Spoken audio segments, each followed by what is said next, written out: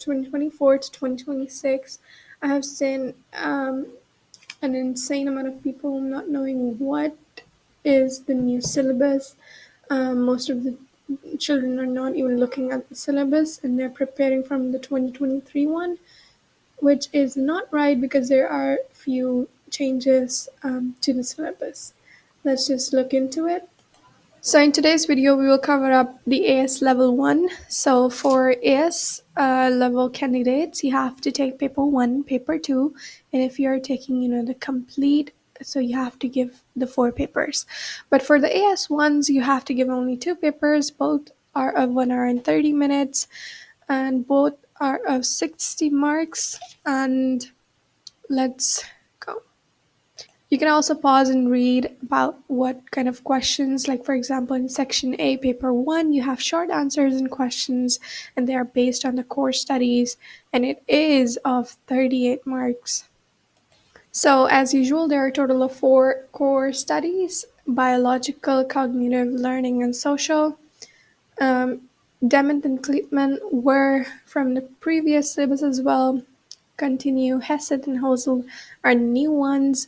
From the biological and cognitive, there are Pizzolo et al., which is new. Baron Cohen et al. Is the same, and Andrade is the same, the doodling one. And from the learning, Bandura et al. Is, as usual, the old one. Savadra and Silverman is also the old one. Fadden et al. Is the new one. For the social, you have Perry et al., which is the new one. Milgram and Pilgavin are the same.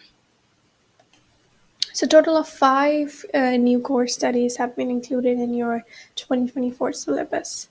This is the book that I recommend to use. It is highly, it's endorsed by the Cambridge, so it contains all of the things that you need to cover up this syllabus. And it's a new edition. I can give you the PDF form. Comment down below with your Gmail. I will mail it to you.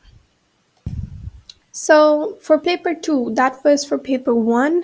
Paper 2 is also the continuation of all the core studies are included in here as well, but this time you have to do a little bit analysis and application to what you had to do in previous paper 1, which mostly you have to learn things from it, but now you have to apply it.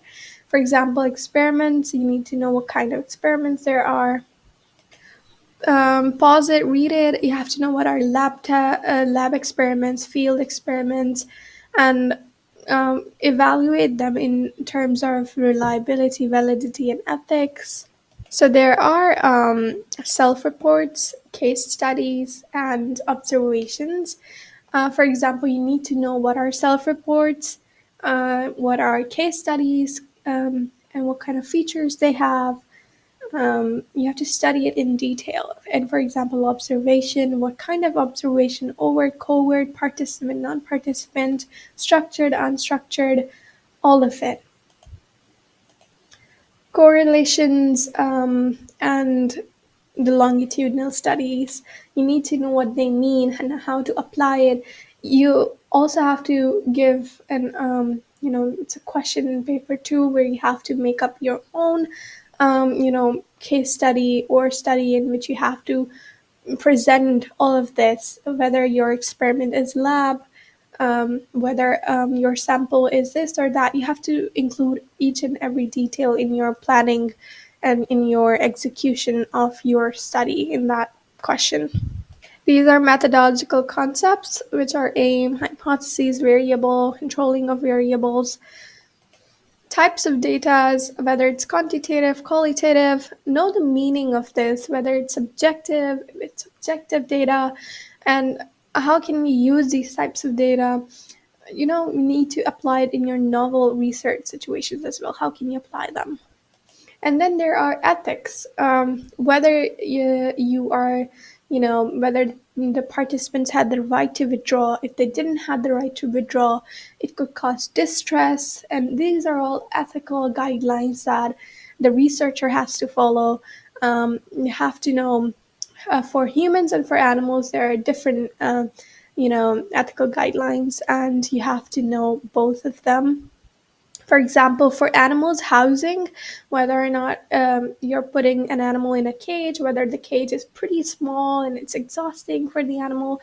Because, for example, mouse, if a mouse is put in a cage, um, a mouse is an animal that roams a lot. It needs walking. So you're putting an animal in suffering, in distress, by putting it in a cage. So this is the ethical guideline that you are not following.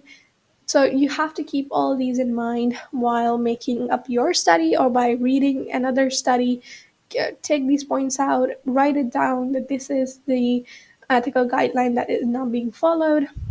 Then you have to know the difference between validity and reliability and replicability. So this is, as usual, you need to know the differences. You need to know what these two means, because pretty much they kind of mean similar, but at the same time they do not mean the same. The replicability and reliability, these are two different things, but they kind of mean same, but these are two different things. You need to know their meanings. Um, Data analysis, for example, the candidate needs to provide, what is the mode, the median, and mean. Also, you would be given a bar chart, for example, in a question paper with a data in it, and now you have to, interpret the data. What does the data mean? But these are only three: the histogram and the scatter graph. You don't have to know any other forms of data other than mentioned over here, so you don't have to stress about that. If there will be another type of data, there will not be. And you don't have to calculate anything. You don't need to take your calculator with you, but if you want to, for example, in mode, median, and mean, they're saying that you don't need calculation, but just in case, but still, this paper does not require any calculator. So this was it for paper one and paper two. Paper one mostly contains of the core studies, question related to the core studies. For example, in Demon and Kleitman, if it's of sleep, there could be questions on that. And in paper two, there will be mostly questions about your methodological, concepts and all that. So this is it. And obviously, paper two would have questions relating to the core studies, unlike in paper one. Thank